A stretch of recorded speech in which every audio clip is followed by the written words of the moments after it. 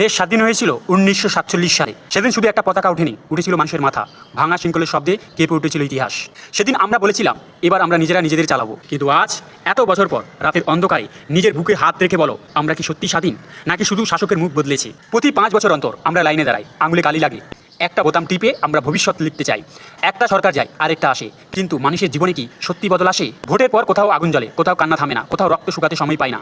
বন্ধু হয়ে যায় শত্রু, পাড়া হয়ে যায় যুদ্ধক্ষেত্র, আর মানুষ মানুষ হওয়াটাই ভুলে যায়।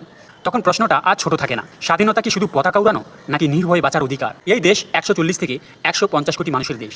এই হৃদয়, এত স্বপ্ন, এত আশা। তবু কেন আমরা একে অপরকে ভয় পাই? কারণ আমরা ভাগ হয়ে গেছি ধর্ম, দলে, পরিচয়ে। হিন্দু, মুসলিম, এই দল সেই দল, এইসব নামের ভিড়ে হারিয়ে গেছে একটা শব্দ, মানুষ। আমাদের পথ দেখায় কনস্টিটিউশন অফ ইন্ডিয়া, যেখানে লেখা আছে স্বাধীনতা, সমতা, ন্যায়। কিন্তু বলতো, আইন কি সত্যি সবার জন্য এক, নাকি কখনো চোখ বুজে থাকে? অনেকের মনে প্রশ্ন জাগে, যদি আইন আরও কঠোর হতো, যদি অপরাধের শাস্তি দ্রুত আর নিশ্চিত হতো। তাই কেউ তাকায় সৌদি আরবিয়ার মতো দেশের দিকে, যেখানে শাস্তি কঠিন আর অপরাধ কম বলেই শোনা যায়। কিন্তু সত্যিটা এখানে, ভয় মানুষকে থামাতে পারে, কিন্তু মানুষকে বদলাতে পারে না। শাস্তি দরকার, কিন্তু তার থেকেও বেশি দরকার ন্যায়। আসল স্বাধীনতা তখনই আসে যখন অপরাধী ভয় পায় আইনের কাছে, যখন নির্দোষ ভয় পায় না কারো কাছে, যখন সাধারণ মানুষ বিশ্বাস করে এই দেশ আমার, এই আইন আমার। আজ আমাদের যুদ্ধ বাইরের কারোর সাথে না, আমাদের যুদ্ধ নিজের ভিতরের অন্ধকারের সাথে। আমরা আগে মানুষ না হয়ে আগে হয়ে যাচ্ছি কোনো দলের, কোনো ধর্মের।